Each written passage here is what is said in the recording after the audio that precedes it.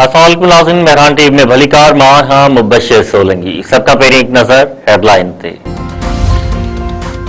वज़ीर आज़म शहबाज शरीफ 23 खां 25 मई ताईं चीन जो दौरो कंदो। शहबाज शरीफ चीनी सदर शी जिनपिंग ऐं वज़ीर आज़म ली चियांग सां मुलाक़ातूं कंदो। सीपेक वापार सीड़पकारी ऐं बेतरफ़नि लाॻापनि ते ॻाल्हि ॿोल कई वेंदी। ॿिन्ही मुल्कनि विच में मुख़्तलिफ़ मफ़ाहमती याददाश्तनामनि ऐं मुआहिदनि ते सहियुनि जो इम्कान।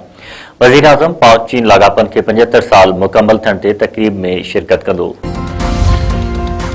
अमरीकी सदर ईरान ख़िलाफ़ प्रोजेक्ट फ्रीडम प्लस शुरू करण जी धमकी ॾेई छॾी। डोनाल्ड ट्रंप चयो आहे त अमरीकी तजवीज़ुनि ते ईरान जो जवाब जल्द मिलण जी उमेद आहे। मामला अॻिते न वधिया त प्रोजेक्ट फ्रीडम ॿीहर शुरू कंदासीं। सहाफ़ियुनि सां ॻाल्हाईंदे अमरीकी सदर वधीक चयो आहे त प्रोजेक्ट फ्रीडम प्लस में वधीक शयूं शामिल हूंदियूं। प्रोजेक्ट फ्रीडम जो घटि मुदे वारो ऑपरेशन ॿीहर शुरू करे सघूं था। अमेरिका ऐं ईरान विच में ॻाल्हियूं ईंदड़ हफ़्ते इस्लामाबाद में ॿीहर शुरू थियण जो इम्कान। अमरीकी अख़बार दावा करे छॾी।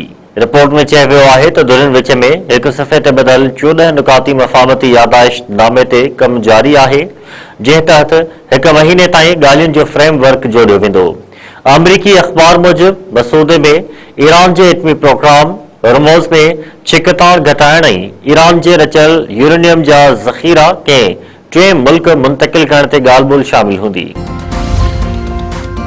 हुकूमत पेट्रोल ऐं डीज़ल जी क़ीमतुनि में ॿीहर इज़ाफ़ो करे छॾियो। पेट्रोल 14 रुपया 92 पैसा फ़ी लीटर महांगो। नई क़ीमत 414 रुपया 78 पैसा फ़ी लीटर मुक़रर। डीज़ल जे फ़ी लीटर अघ में 15 रुपया इज़ाफ़ो। फ़ी लीटर 414 रुपयनि 58 पैसनि जो थी वियो। पेट्रोलियम डिवीज़न ज़रिए मूजिबि पेट्रोल ऐं डीज़ल ते फ़ी लीटर लेवी 13 रुपया 91 पैसा वधाई वई आहे। IMF पाकिस्तान लाइ $1.2 अरब जी चोथीं किस्त जी मंज़ूरी ॾेई छॾी। वाशिंगटन में IMF एग्ज़ीक्यूटिव बोर्ड जे इजलास में पाकिस्तान लाइ कर्ज़ जी नई किस्त जी मंज़ूरी ॾिनी वई। $1 अरब EFF प्रोग्राम लाइ मंज़ूर कया विया। $20 अरब मौसमियाती तब्दीलियुनि जे असर खे मुंहुं ॾियण लाइ हूंदा। पाकिस्तान IMF खे ख़ातिरी कराई आहे त बिजली ऐं गैस जी क़ीमतुनि में बरवक़्त एडजस्टमेंट कई वेंदी। पाकिस्तान ऐं बांग्लादेश विच में मंशियात जी स्मगलिंग रोकण में तावन लाइ मुआहिदो। वफ़ाक़ी गरु वज़ीर मोहसिन नक़वी ऐं बांग्लादेशी गरु वज़ीर मुआहिदे ते सहियूं कयूं। ॿई मुल्क मंशियात जी स्मगलिंग ऐं चुरपुर रोकण लाइ गॾिजी क़दम खणंदा। वफ़ाक़ी गरु वज़ीर मोहसिन नक़वी जी ढाका में बांग्लादेशी मनसब सां मुलाक़ात। सेक्रेटरी सतह ते जॉइंट वर्किंग ग्रुप जोड़ण ते इतफ़ाक़। मलीर में बनींगर पाणीअ जे खॾे में वेंझंदे ॿुॾी फौत। गुलशन महमार जे धनी बख़्श ॻोठ में 2 ॿारड़ा ॿुॾी फौत थी विया। फौती ॿारनि जी 10 वरनि जे वसीम ऐं 11 सालनि जे ज़ीशान तौरु सुञाणप। पुलिस जो चवणु आहे त खॾो तामीराती कम लाइ खोटियो वियो हो, जंहिं में ॿारड़ा वेंझंदे ॿुॾी फौत थिया आहिनि। मलकानी शरीफ़ वेझो जवाबदारनि नौजवान खे कुहाड़ी वणी क़त्ल करे छॾियो। ॻोठ खुदाबख्श हिस्पानी भरिसां घर ॿाहिरां वेठल शाहनवाज़ सोलंकी बेदर्दी सां क़त्ल। पुलिस पहुची लाश तहवील में वरितो। पोस्टमार्टम बैदि मर्द वारसन हवाले। वारसन एहतजाज कंदे चयो आहे त संदसि नौजवान खे मुनवर हिस्पानी क़त्ल कयो आहे। कार्रवाई करे खेनि इंसाफ़ फराहम कयो वञे।